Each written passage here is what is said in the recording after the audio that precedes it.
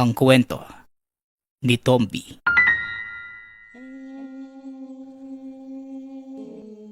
Ang kwentong ito ay hango sa totoong buhay. Mula ito sa isa nating tagapakinig. Karanasan ito ni Kulas. Walang eksaktong taon. Probinsya ng Sorsogon. Ang lahat ng tao merong sari-sariling lakas at kahinaan, maging mga kakayanan na wala sa iba.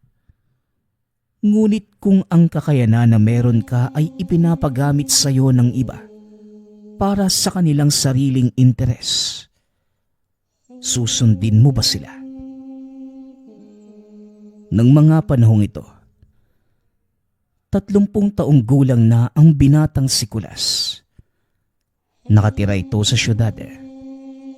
Magaling na magmasahe at manghilot dahil dati itong nagtatrabaho bilang masahista. Ngunit sa hindi inaasahang pangyayari, nagsara ang pinagtatrabahuhan nito. Nawalan siya ng hanap buhay at hindi nakabayad sa bahay na nirerentahan. Kaya naman napagpasyahan na lamang na umuwi sa probinsya na kinalakhan ng nanay upang doon manirahan at maghanap ng trabaho. Nang makarating naman si Kulas sa bayan, kagad itong sinalubong ng pinsan na tawagin na lang natin sa pangalang Juan. Halos 10 taon din na hindi nakauwi ang binata sa bayan, kaya naman sabik itong makita ang pinsan. Maging ang tiyahin nitong si Aling Estreng, na kapatid sa ama ng ina, na namayapa na 4 na taon na ang nakalilipas. O pinsan, parang ang bilis ng panahon na. Tumatanda na tayong binata. Parang kailan lang noong dumalaw ka rito sa bayan natin ah. Wika ng pinsang si Juan. Aba, oo nga eh. Mabuti nga tinanggap niya pa rin ako ni Tia Estreng. O teka, nasaan na nga ba si Tia? Tanong ni Kulas.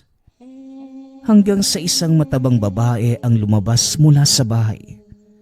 May dala-dala pa itong sandok. Nagagalak itong lumapit para yakapin si Kulas na kanyang pamangkin. Nako, mabuti naman at umuwi ka rito sa atin. Hayaan mo at ipagluluto kita ng masasarap. Mukhang nangayayat ka yata sa syudad ah. Kumakain ka ba ng mabuti doon? Tanong ni Tia Estreng. Napakamot na lamang sa ulo si Kulas. Ayun nga po yung problema ko, Tia. Nawalan ho ako ng trabaho kaya napauwi ako rito. Balak ko sanang dumito na lang muna at dito na lang maghanap ng trabaho eh. Tugon ni Kulas. Ay naku insan, pwede kitang matulungan dyan sa problema mo. Marunong ka bang magsaka? Nangangailangan ng mga tauhan sa palayan ni Don Andres. Bukas na bukas isasama kita roon ha. Ay oo nga iho, doon ka na lang muna magtrabaho habang wala ka pang nakikitang iba na pwedeng pagkakitaan. Medyo hindi nga lang kalakihan yung pasahod, pero pwede na yun iho. Ganun ho ba? O sige insan, ayos ako dyan. Kailangan ko rin kasing makaipon kagad eh, para makapag-apply na kagad ako ulit ng trabaho sa syudad. Teka, ano nga ba ulit yung trabaho mo roon? Tia, masahista po ako doon. Aba, totoo ba yun iho? Di magaling kang magmasahe. Mamaya nga, masahihin mo yung likod ko. Napapagod na yung katawan ko kagagawa rito sa bahay. Ni hindi man lang ako tinulungan ng batugan mong pinsan na yan. Ay naku, sinanay talaga. Sige po, Tia. Ako na po yung bahala sa masakit niyong likod mamaya. pag-uusap ng kaanak. Nang ibabaw naman ang tawanan sa tatlo, masaya si Kulas na muli siyang napadpad sa kanilang probinsya. Mabuti na lang at nariyan ang kanyang tiya Estreng at Juan. Makalipas ang ilang araw, sa sakahan ni Don Andres, katanghali ang tapat na ngunit nagsasaka pa rin ang mga kalalakihan sa palayan. Kasama na rito ang magpinsang Kulas at Juan. Ilang araw na rin ang nakalilipas. Nang dumating si Kulas sa bayan, madali lang din itong natanggap sa sakahan ni Don Andres, kagaya ng sinabi ni Juan. Tahimik lamang nagsasaka ang magpinsan nang biglang bumagsak sa putikan ang isa nilang kasamahan. Naku po, si Mang Robert. Wika ni Juan. Nagsilapitan sila upang tulungan si Mang Robert na madalas sa lilim ng puno ng mangga. Kagaya ng iba, sumama na rin si Juan at Kulas na mga nag-uusisa kung bakit bigla na lamang itong natumba. Nakita nilang may ilan sa mga kasamahan nila ang pinapaypaya ng matanda, habang ang iba naman hinihilot ang braso at binti nito. Mawalang galang na po. Ano po bang nangyari sa kanya? Tanong ni Juan kay Randy, nakasama rin nila sa sakahan. Ayun, natumba na lang bigla. Ilang araw na rin kasing walang pahinga si Mang Robert. Nagkasakit kasi ang apo niya at kailangan nila ng pera para madala sa ospital yung bata. Kaya yan, sa kagustuhan niyang kumita ng malaki, sinagad na ba ng katawan? Tugon ni Randy.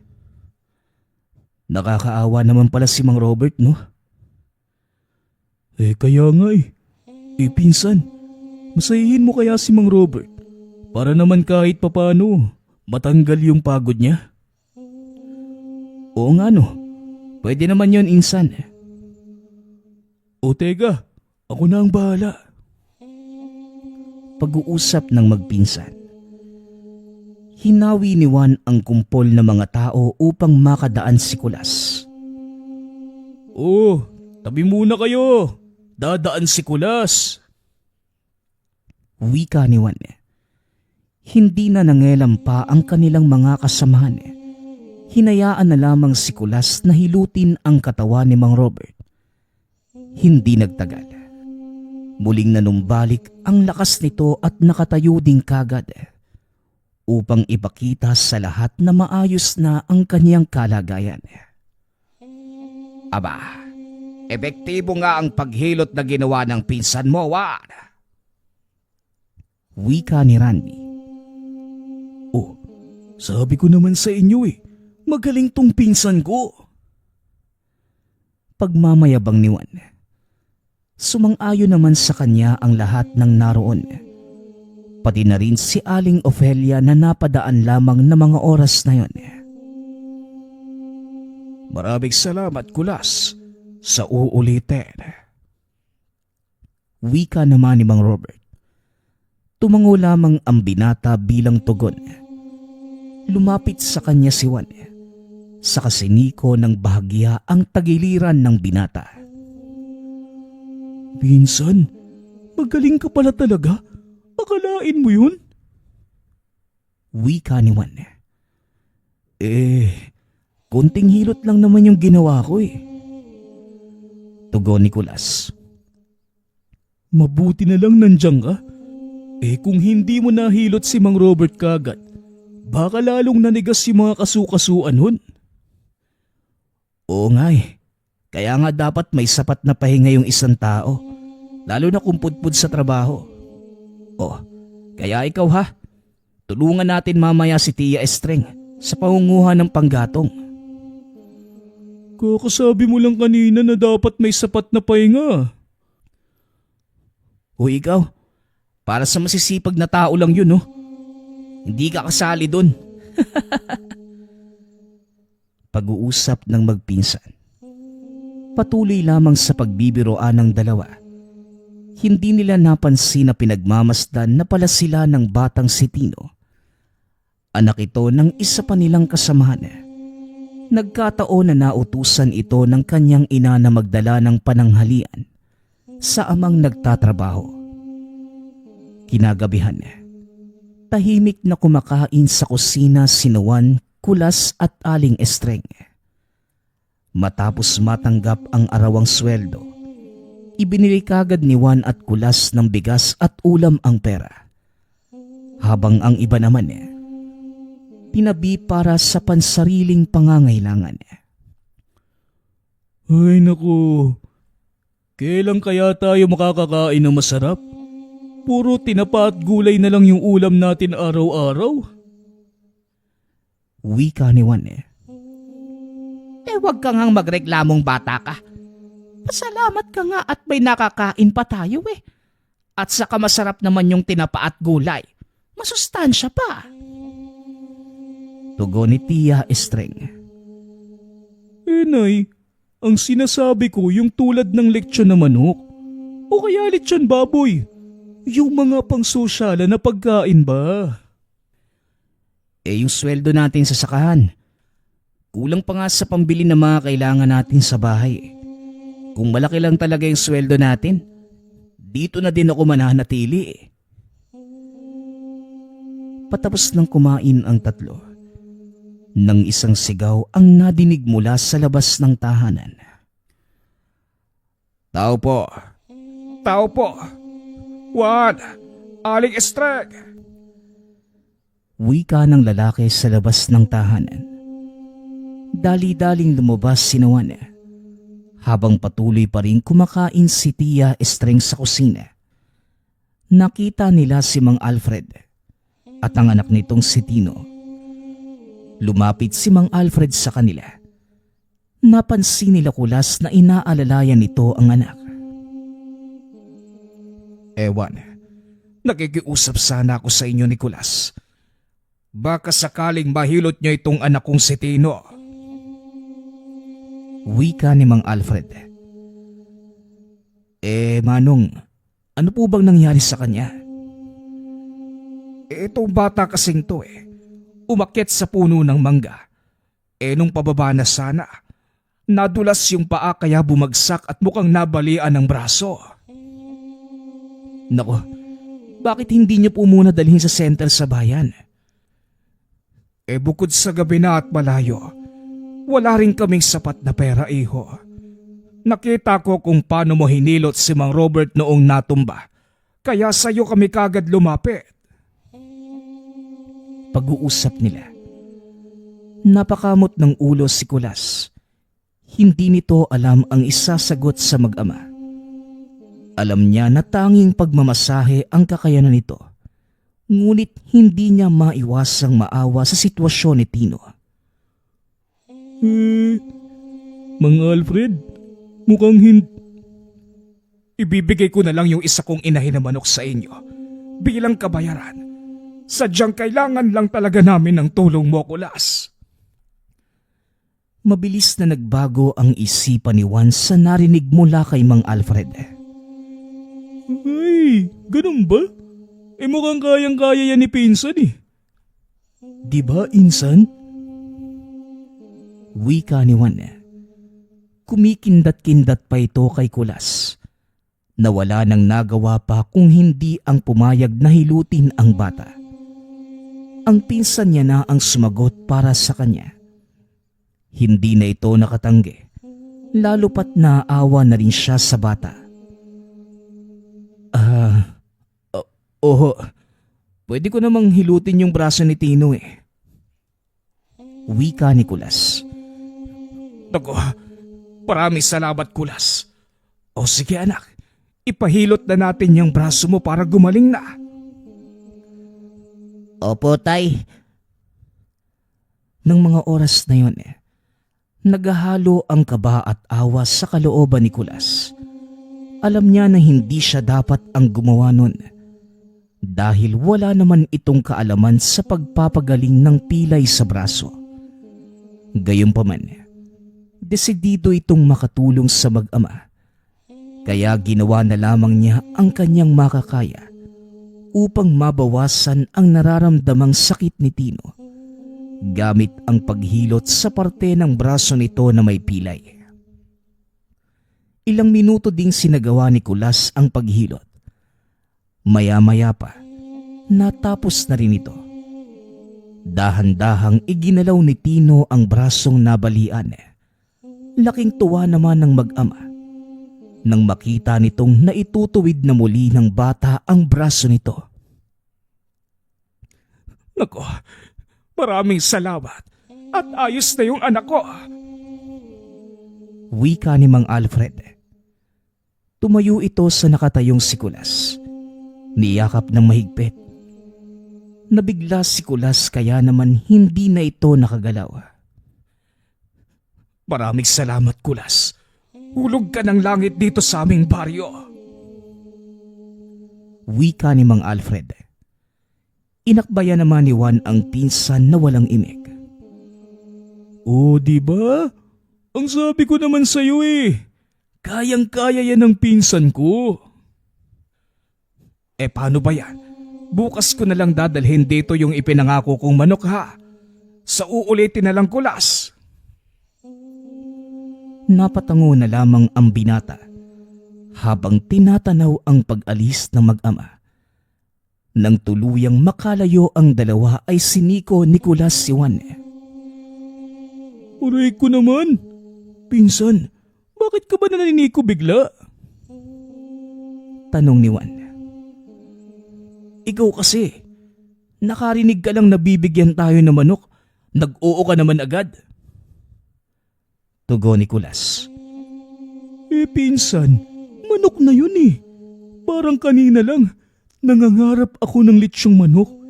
Biyaya yun, pinsan. Bawal tumanggi sa biyaya, di ba? O siya, nandyan na yan Basta ikaw ang magluluto nun ha. Aba, huwag kang mag-alala. Baka hindi mo nalalaman Ako yata yung pinakamagaling na matador dito sa baryo. Pag-uusap ng magpinsan. Tumawa na lamang si Kulas bilang tugon sa pagbibiro ni Juan. Muli silang pumasok ng tahanan nang may malaking ngiti sa mga labi. Nagtaka naman si Aling Estreng sa inaakto ng dalawa. Ngunit ipinagsawalang bahala na lamang at nagpatuloy muli sa pagkain ng tinapa. Kinabukasan, linggo ng araw na yon, maagang nagising si Kulas mula sa mahimbing na pagkakatulog nang madinig nito ang boses ni Juan mula sa labas. Napabangon ang binata, lumabas ng tahanan upang usisain ang ingay na kanyang nadidinig. Ganun na lamang ang pagkagulat nang bumungad dito ang pila ng mga tao sa harapan ng tahanan. May dala pa ang mga ito ng mga prutas, kaba ng palay, halaman at kung ano-ano pa. Nang makita ng tao si Kulas, halos sabay-sabay ang mga ito na sinasambit ang pangalan ng binata. Baka sa mukha ni Kulas ang pagtataka sa mga nangyayari. Kaya naman nang mahagip ng mata nito si Juan, inutusan niya itong lumapit sa kanya. Juan, ano bang meron? Bakit ang daming tao at kapitbahay natin yung nakapila? May pinamimigay bang ayuda si Tia Estreng? Tanong ni Kulas. Nakita nito ang tiyahin niya na pinapapila ng maayos ang mga tao. Lalo pang kumunot ang noo ni Kulas dahil napansin itong may hawak pang garapon ang babae na may nakasulat na donasyon. Teka, ano ba yung pinsan? Bakit may donasyon pa si Tia? Meron bang namatay? Teka nga, pinsan, kumalma ka muna. Pumasok muna tayo sa loob ng bahay at saka ko sasabihin sa'yo. Wika ni Juan. Kagad nang pumasok ang dalawa sa loob ng tahanan upang pag-usapan ang mga nangyayari. Pinsan, ito na ang umpisa ng pagyaman natin. Wika ni Juan. Anong pagyaman? Bakit? Nakahukay ka ba ng ginto? O tumama ka sa loto para maging mayaman tayo? Kaya ba may mga nakapila sa labas para manghingi ng balato sa'yo? Tanong ni Kulas. Hindi ako ang nanalo, Insan. Ikaw! Teka, anong ako? Hindi naman ako tumataya sa loto eh. Ay nako, Insan. Ganito kasi yan. Natatandaan mo ba si Mang Alfred? At yung anak niyang si Tino na hinilot mo kagabi? Oo, bakit? Anong meron sa kanila? Ito kasing si Manong Alfred. Ipinagkalat sa buong baryo yung ginawa mong paghilot kay Tino. Ang sabi pa raw, pinagaling mo yung anak niyang si Tino kaya ayan, dumagsa yung mga tao rito para magpahilot sa'yo. Anong sabi mo? Oo, ang sabi ng mga tao magbibigay daw sila ng donasyon kapalit ng panghihilot mo sa kanila. Teka Insan, hindi naman ako albularyo para gawin nila yun Di mula ngayon, isa ka ng albularyo. Pag-uusap ng magpinsan. Tinitigan ng matagal ni Kulas si Juan. Mukhang alam na nito ang gustong mangyari ng pinsan. Napailing na lamang ang binata bago muling nagsalita. Ayoko Insan. Hindi ako papayag sa kung anumang balak mo, Juan. Hindi matitiis ng konsensya ko yung manloko ng tao. Tanging pagmamasahe at paghihilot lamang yung kakayahan na meron ako. Hindi ko kayang magpagaling ng may sakit. Hindi ako gumagawa ng himalawan. Pero pinsan, isipin mo, sayang naman. Grasya na yung lumalapit sa atin. Papakawala mo pa ba? Minsan lang dumating yung ganitong pagkakataon sa buhay natin. Ito na yung sagot sa mga problema mo. Hindi mo nakakailanganin pang magpunta pa ng syudad para magtrabaho roon. At isa pa, hindi ka naman manloloko Totoo naman na manghihilot ka, di ba? Paano pinsan? Kung may pumunta na malubhang sakit, kaya ko bang pagalingin yun? Tanong ni Kulas. Dali-dali namang inakbayan ni Juan ang pinsan. Ano ka ba? Ako nang bahala roon. Gagawa na lang tayo ng palusot. Aba, magaling yata ako sa bagay na yun. Wika ni Juan. Napahawak na lamang sa noo si Kulas. Naiipit ito sa sitwasyon na meron siya ngayon. Kung dati pinapangarap niya lamang na magkaroon ng maraming customer para kumita ng malaki. Ngunit ngayon, nangyayari na ito. Kaya nilunok ni Kulas ang natitirang prinsipyo at dignidad na pinanghahawakan niya at tahasang tinanggap ang oportunidad na magpanggap na albularyo katulad ng suhestyon ng pinsan niyang si Juan. Hanggang sa mabilis na lumipas ang mga araw.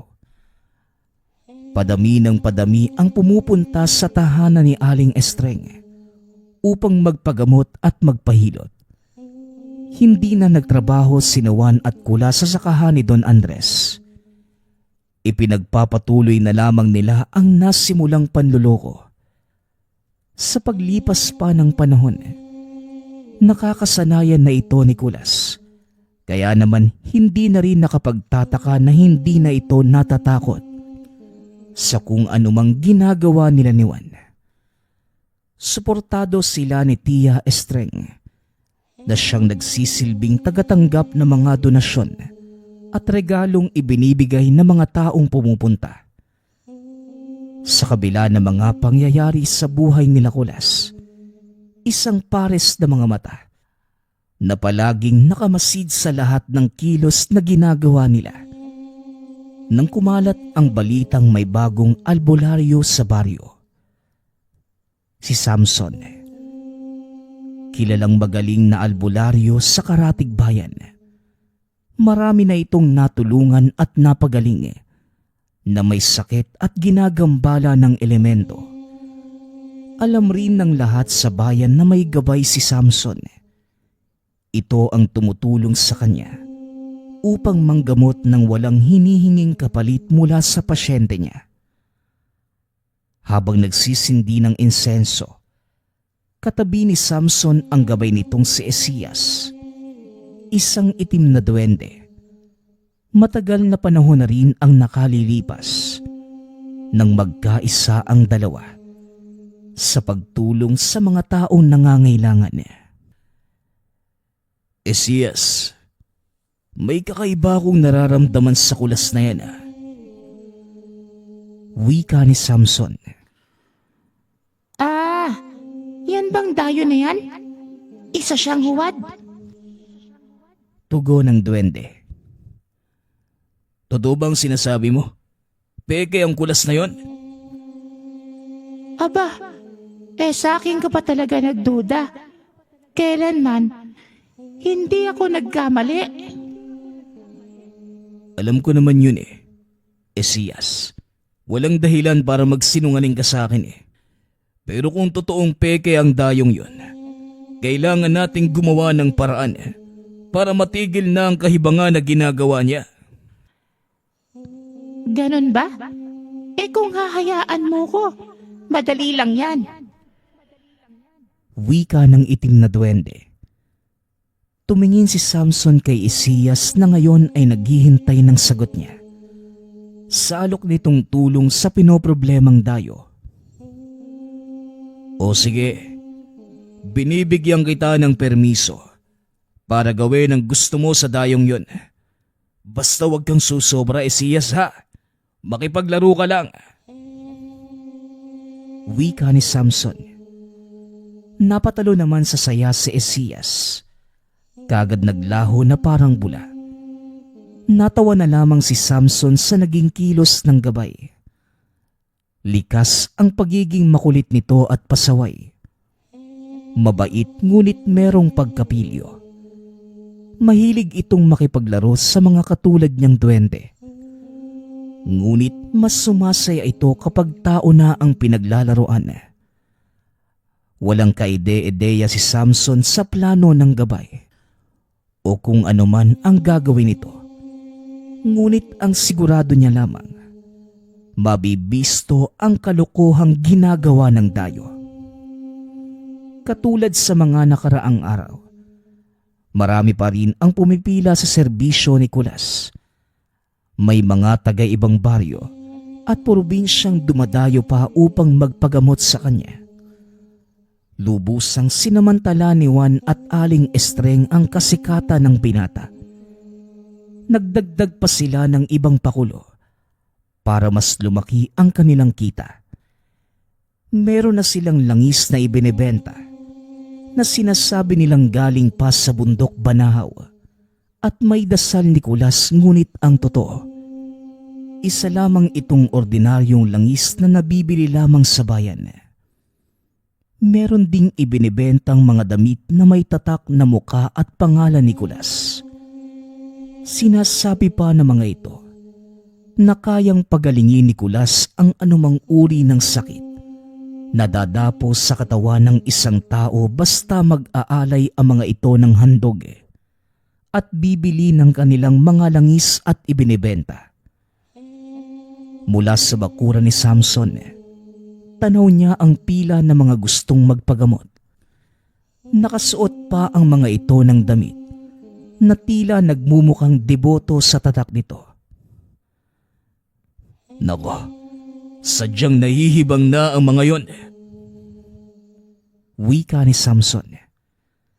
Samantala, sa isang parte ng bayan, madidinig ang iyak ni Aling Ofelia dahil sa nangyari sa kanyang anak na si Shelo.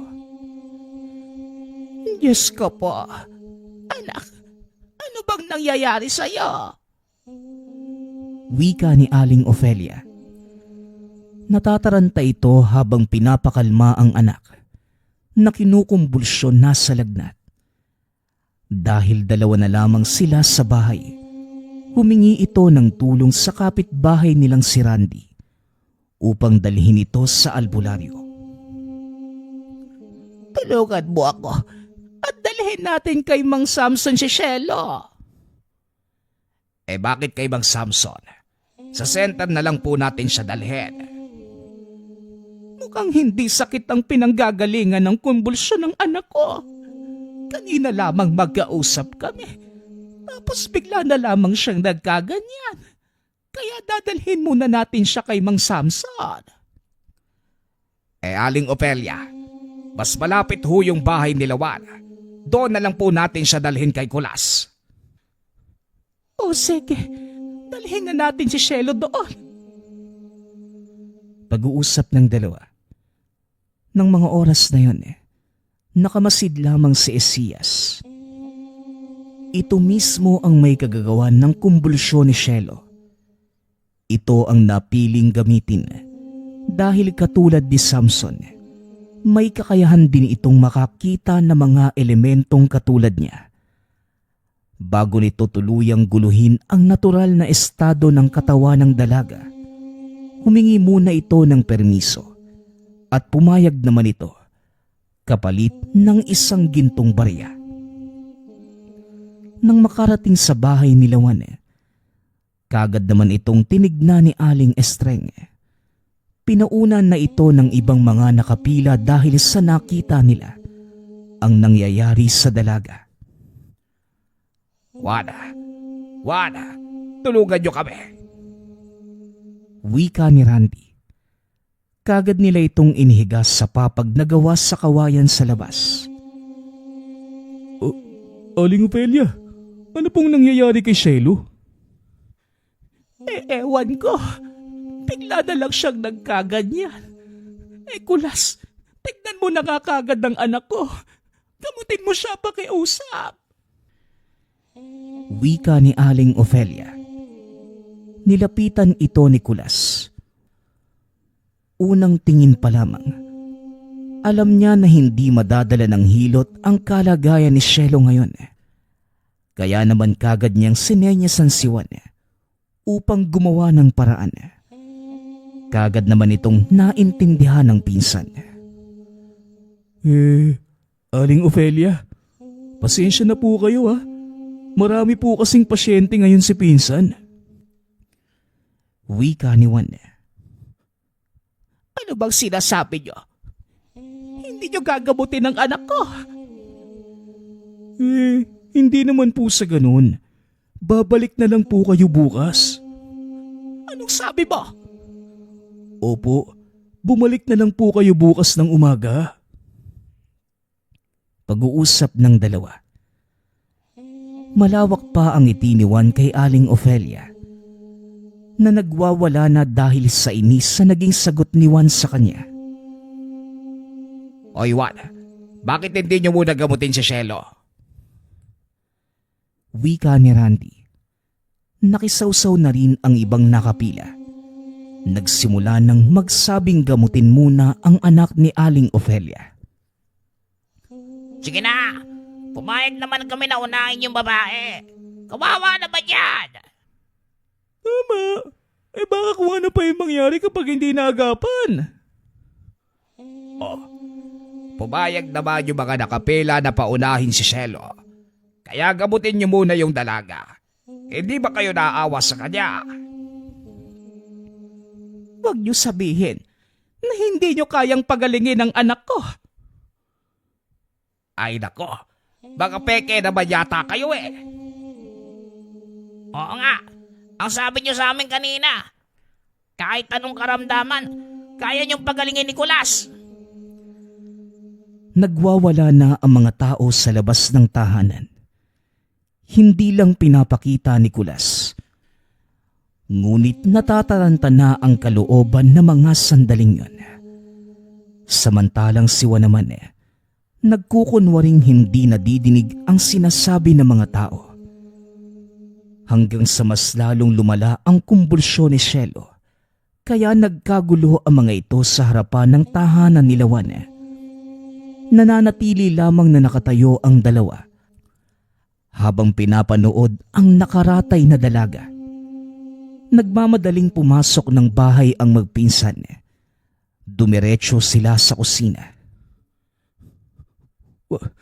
Juan, anong gagawin natin? Teka lang, Insan. Nag-iisip ako. Ang sabi ko kasi sa'yo huwag na nating ituloy ito. Pag-uusap ng magpinsan. Palingalinga ang dalawa habang nag-iisip ng solusyon sa kaguluhan sa labas. Bistado na sila ng mga tao. Ito na ang katapusan ng lahat ng kasaganahang tinatamasa nila. Ito rin ang oras na ikinakatakot ng dalawa.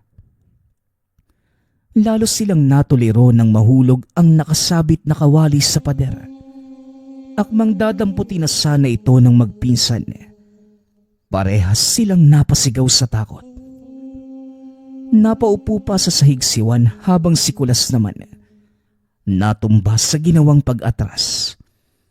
Isang maliit na nilalang ang nagpakita sa kanila. Itim ang balat. Itim din ang kasuotan. May sombrero ito at may mahabang balbas. Duwende! Wika ni Kulas. Sa buong buhay ng binata, ngayon lamang siya nakakita ng ganong nilalang. Nanginginig itong gumapang upang kumuha ng kahit anong gamit sa kusina na maaaring ibato sa duwending si Esías. Nakapa nito ang isang garapon na may lamang asin. Kagad niya itong inihagis sa kinaroroonan ng nilalang. Ngunit mabilis itong naglaho na parang bula nang tatama na sana ang garapon. Saglit na nawala ang takot sa puso ng dalawa. Buong akala nila, tuluyan nang naglaho ang duwende. Ngunit nang akmang tatayo na sana sila, mula sa pagkakasalampak sa sahig, lumitaw muli ito sa kanilang harapan. At ang gamit ay yung nakakatakot nitong itsura. Muling napahiyaw sa takot ang magpinsan. Napaihipa sa kanyang suot na pambaba si Juan. Habang si Kulas naman, parang aatakihin na sa puso ng mga sandaling yon. Maligno! Maligno yan! Wika ni Juan. Nangibabaw din ang pagmumura ng dalawa na siyang nadinig ng mga tao sa labas. Nang mga oras na yon, kausap na nila si Samson na nagsabi sa pagpapanggap na ginagawa nila Juan at Kulas. Nasa maayos na ring kalagayan si Shelo at hawak-hawak din ito ang gintong barya na ipinangako ni Esías sa kanya. Napuno ng galit ang mga mamamayan ng baryo sa ginawang panloloko ng mga ito. Susugod na sana ang mga tao papunta sa dalawa nang dali-dali itong pigilan ni Samson. Hayaan nyo na sila, mga kabayan. May kabayaran ng lahat ng panlilinlang na ginawa ng mga huwad na yan sa inyo. Wika ng binatang si Samson. Napahinto ang mga tao. Tanging si Aling Estreng lamang ang diretsyong pumasok sa loob ng tahanan. Maya-maya pa, nadinig nila ang malakas na sigaw ni Aling Estreng. Kaya nagmadali silang dumungaw sa bintana sa labas ng kusina. Habang ang iba naman, pumasok na rin sa tahanan ng mag-anak. Juan, Kulas, Diyos ko, anong nangyayari sa inyo? Hindi magkamayaw si Aling Estreng sa pagtatanong sa anak at pamangkin na tila tinakasan ng bait. Sigaw ng sigaw ang mga ito na para bang may nakitang nakakatakot. Ngunit kahit anong hanap ng mga tao doon, wala silang nakikita.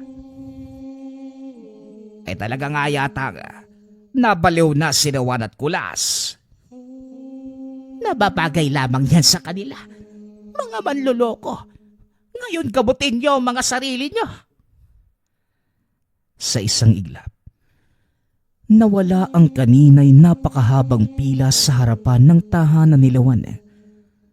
Nawala rin ang tiwalang ibinigay ng mga tao sa kanila. Tapos na ang maliligayang araw ng dalawa.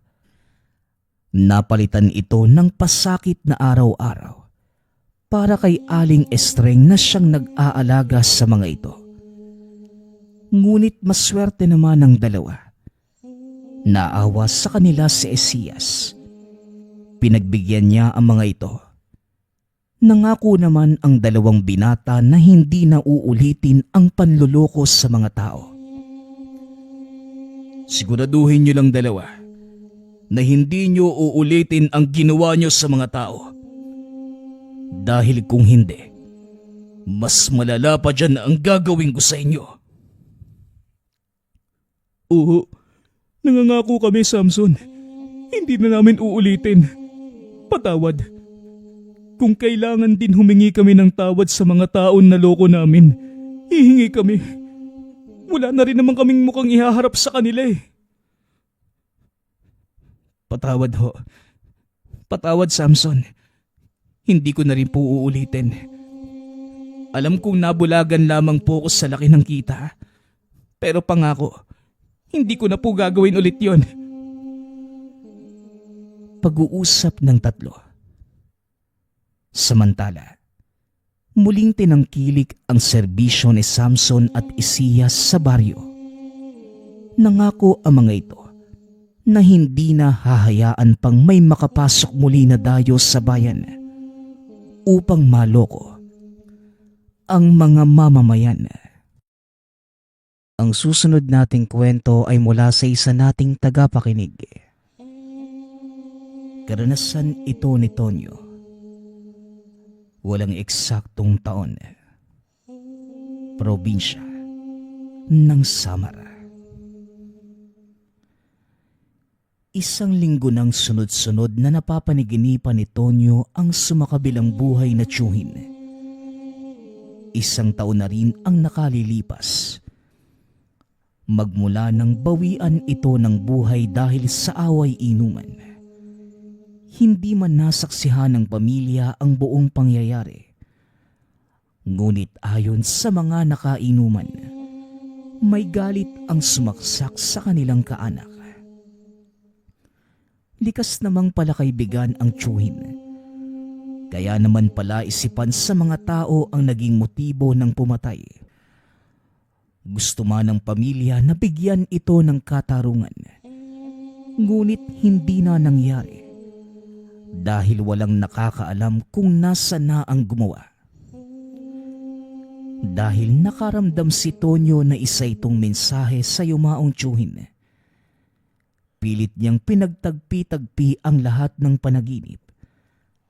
Minabuti ng binatang ipagbigay alam sa ama at sinabi naman ito na pumunta sa puntod at kausapin ang tiyuhin. Kaya nang sumunod na araw, maagang gumising si Tonyo. Nagluto ng mga paborito ng tiyuhin para dalhin sa puntod. At nang matapos, nagpaalam na sa ama na pupunta sa sementeryo. Habang naglalakad, pilit pa ding inaalala ni Tonyo ang buong nakita sa panaginip. Ngunit napakahirap alalahanin na parang pinaglalaruan lamang siya ng tiyuhin. Nang makarating naman sa puntod, kaagad inilatag ang mga dalang pagkain. Nang akmang magsisindi na ng kandila, nagulat ang binata nang makitang butas na ang nicho. Itinapat pa ni Tonyo ang muka para tignan ang nasa loob. Nakita na wala na ang bangkay ng tiyuhin. Nakaramdam ng kaba ang binata. Maya-maya pa, may dumaang sepulturero kaya naman hindi na niya pinalagpas ang pagkakataong makapagtanong. Manong, itatanong ko lang po sana kung may napansin po ba kayo nagbukas ng nicho? Nawawala po kasi yung bangkay ng tiyuhin ko. Tanong ni Tonyo. Dali-daling tinignan ng lalaki ang butas. Napakunot na lamang ang noo nang makumpirmang wala nga ang bangkay sa loob. Ayon sa sepulturero, wala naman itong napansin na pagala-gala sa sementeryo ng mga nakaraang araw. Maaaring tanungin ni Tonyo ang mga nagrorondang tanod sa lugar tuwing gabi. Matapos makapagsalita, nagpaalam na ang lalaki at nagpasalamat si Tonyo. Dahil sa hindi alam ang gagawin, umuwi muna ito at nilahad sa ama ang mga nakita. Nako, balabag, aswang na naman ang may gagawa ng paggawala ng bangkay. Wika ng tatay ni Tonyo. Natawagin na lang natin sa pangalang Gabriel. Habang umiiling, hindi naman nagsalita pa ang binata dahil gulong-gulo ang isipan. Magmula ng araw na yon, kung saan-saang albularyo na nagawi ang mag-ama. Ngunit ni isa sa mga ito ay hindi nakatulong dahil mailap sa tao ang mga nilalang at tanging pangontra lamang ang kayang ibigay. Makalipas pa ang 1 linggo, may napansin ang mag-ama na isang nilalang na dumadalaw sa tahanan. Sinusubukan nilang hulihin ngunit hindi matsyempohan dahil bigla na lamang nawawala. Kasabay nito, bali-balita din sa lugar ang isang aswang na naninirahan sa kakahuyan. Nambibiktima ng mga nagagawi sa lugar at kapag nahuli, kagad inilalabas ang matutulis na dila para sipsipin ang dugo ng biktima. Kaya dahil sa sitwasyon, minabuti ng mag-ama na mangolekta na mga pangontra sa aswang.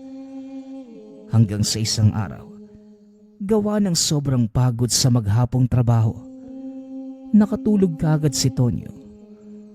Ngunit bandang 2:00 na madaling araw, napabangon ang binata dahil nakaamoy ito ng napakasangsang sa tapat mismo ng bintana ng kwarto. Sa sobrang lakas ng alingasaw, minabuti na lamang ni Tonyo na lumabas ng tahanan para sana damputin kung ano man yon at ilayo sa tahanan. Ngunit habang papalapit, mas lalong lumalakas ang amoy. Biglang napalingon ang binata nang maramdaman ang likidong tumutulo sa likod. Pagkatalikod, biglang hindi nakapagsalita ang binata nang makita ang yumaong tiyuhin. Hindi ito gumagalaw at nakatitig lamang sa kanya. Maya-maya pa, may kung anong maliliit na bagay ang pumuwing sa mga mata ni Tonyo. Kaagad naman niya itong pinunasan at pagkadilat, laking gulat nang makita sa harapan ang isang nilalang. Napakatangkad, may mahabang binti at walang tuhod. Napakapangit na mukha na may ihahawig sa taong grasa.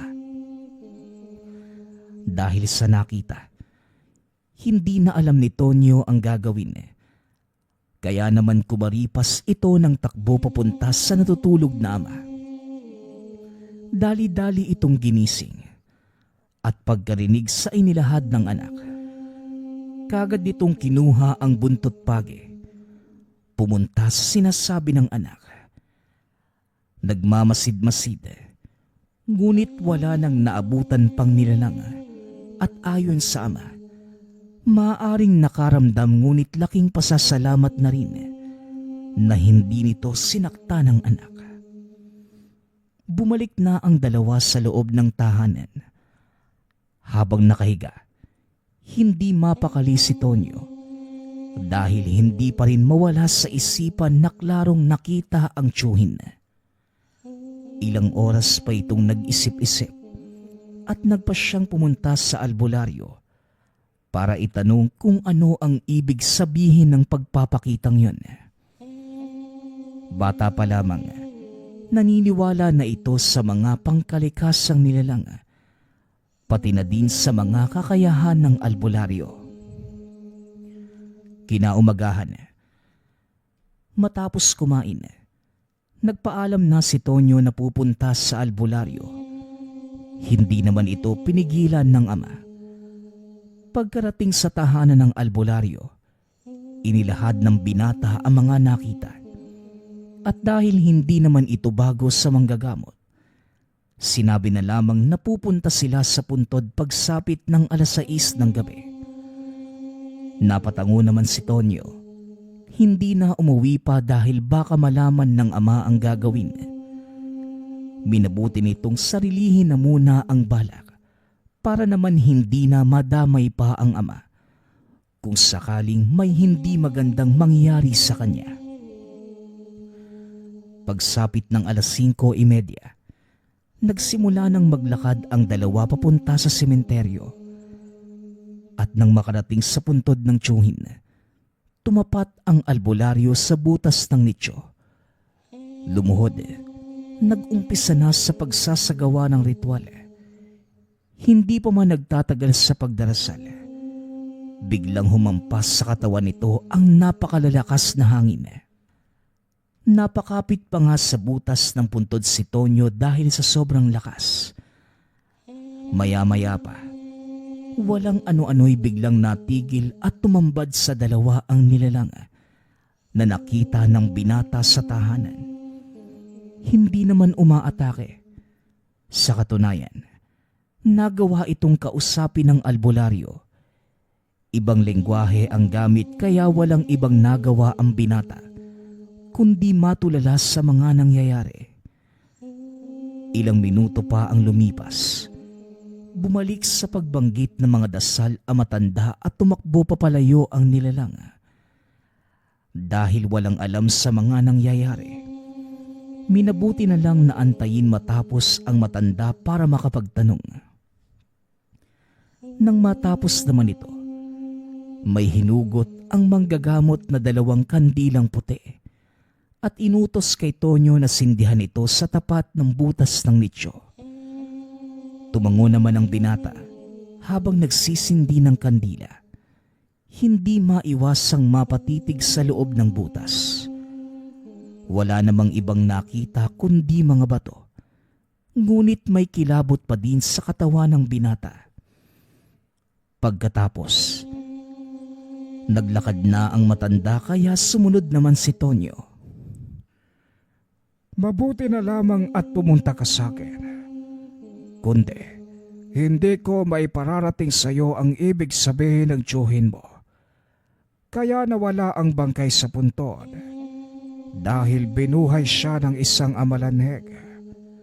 Ito ay mga nilalang na namatay na, ngunit muling nabubuhay para ipasa ang lahi sa kamag-anak o hindi kaya naman sa ibang tao. Dahil sa gusto pa ng tiyuhin mo na magantihan ang pumatay sa kanya, pumayag ito sa gusto ng nilalang, kaya nabuhay ang katawan niya. Baswerte ka lang dahil marunong pang makakilala ang tiyuhin mo. Wika ng albularyo. Dahil sa mga nadinig, imbis na matakot, nakaramdam ng tuwa si Tonyo dahil buhay pa ang tiyuhin. Kahit papano'y, maaari pa itong makausap. Nagpatuloy lang sa pagkwekwentuhan ang dalawa patungkol sa mga uri ng nilalang hanggang sa makaabot ng tahanan ng albularyo. Hanggang sa ilang sandali pa, nagpaalam na si Tonyo sa matanda. Pagkarating sa tahanan, minabuti nitong ikwento sa ama ang mga nangyari. Nagalit pa ito dahil pabigla-bigla ng pasya ang anak. Ngunit patuloy pa din sa pakikinig sa mga pangyayari. Naiintindihan nito ang ibig sabihing mensahe. Ngunit paulit-ulit na pinapayuhan ang anak na huwag magpapakampante dahil ibang nilalang na ang tiyuhin at anumang oras maaari itong umatake kahit pa sa sariling mga kaanak. hanggang sa lumipas pa ang ilang linggo. Hindi na magkamayaw ang mga tao sa lugar sa patuloy na pag-atake ng nilalang. Ayon sa mga matatanda, isa itong amalanhik. Tuwing nadidinig ito ni Tonyo, naaalala niya ang tiyuhin. Kaya naman minsan, nakikipagdebate ito sa mga tao sa lugar na hindi naman masama ang nilalang. Nagagalit naman ang ama dahil kung ano-ano ang pinagsasabi ng binata. Masyado itong nagpapadala sa sariling emosyon. At dahil madalas nang napapaaway ang binata, minabuti ng ama na wag na munang palabasin ang anak. Dahil baka kung ano pa ang magawa ng iba sa sariling anak. Dahil salungat ang sinasabi nito sa paniniwala ng nakararami. Halos 3 linggo din na hindi lumabas ang binata dahil sa utos ng ama. Hindi naman ito nagpumilit. Gabi-gabi na lamang siyang nag-aantay na may dumalaw na nilalang. Ngunit ni isang beses ay hindi na muli itong nakita. Hanggang sa isang gabi, habang kumakain ang mag-ama ay nakarinig sila ng hiyawan ng mga tao. Dali-dali silang lumabas. Tinanong ang isang matanda na tumatakbo-takbo din papunta sa nagkukumpulang tao. Ayon dito, sa wakas, napatay na ang amalanhig sa lugar. At dahil sa narinig kagad na tumakbo ang mag-ama sa pinakamalapit na sapa, kung saan nagkukumpulan ang mga tao. Nang makarating, tumambad ang napakadaming uod. Maya-maya pa may isang matanda na lumapit at sinabuyan ito ng itim na likido. Lumubog ang mga uod na isang indikasyon na wala na nga itong buhay. Napatitig si Tonyo sa matanda. Nakaramdam ng galit ng mabatid na ito ang albularyong tumulong sa kanya. Pakiramdam ng binata na mga oras na yon pinaglalaruan lamang siya ng manggagamot. Dahil sa nakita, tumakbo ito papauwi. Naiyak na lamang nang maisip na tuluyan nang nawala ang tiyuhin. Sumunod naman ng ama. Wala na itong sinabi pa at pinabayaan lang sa pag-iyak si Tonyo. Dahil sa pangyayari, nakampante ang mga tao sa lugar. Wala na ang perwisyong nilalang, habang ang binata naman ay labis ang galit sa albularyo. Lumipas pa ang mga araw. Unti-unti namang naintindihan ni Tonyo ang naging pasya ng albularyo. Pilit na ipinapaliwanag ni Tatay Gabriel na nagawa yon ng matanda dahil perwisyo na ito sa lugar at isa pa. Patay naman na talaga ang tiyuhin. Katawan na lamang ang buhay kaya hindi na dapat pang ipilit sa isipang makakabalik pa sa dati. Samantala, pinanatili namang bukas ang nicho. Matagal ng panahon mula nang mangyari ang karanasan. Hindi man nagawa ng tiyuhin ang misyon. Ngunit dasal na lang ang ginawang tulong ng binata. Natutunan din ni Tonyo na ang kamatayan ay parte talaga ng buhay. Marami man ang hindi naniniwala sa kanya. Ngunit nananatili sa alaala ni Tonyo nang minsang magkaroon ng tiyuhing amalanhig. Nagpapasalamat nga pala ako sa lahat ng sumusuporta sa ating channel. Nawa ay patuloy niyong suportahan at pakinggan ang ating mga kwento. Hanggang sa muling pakikinig. Paalam.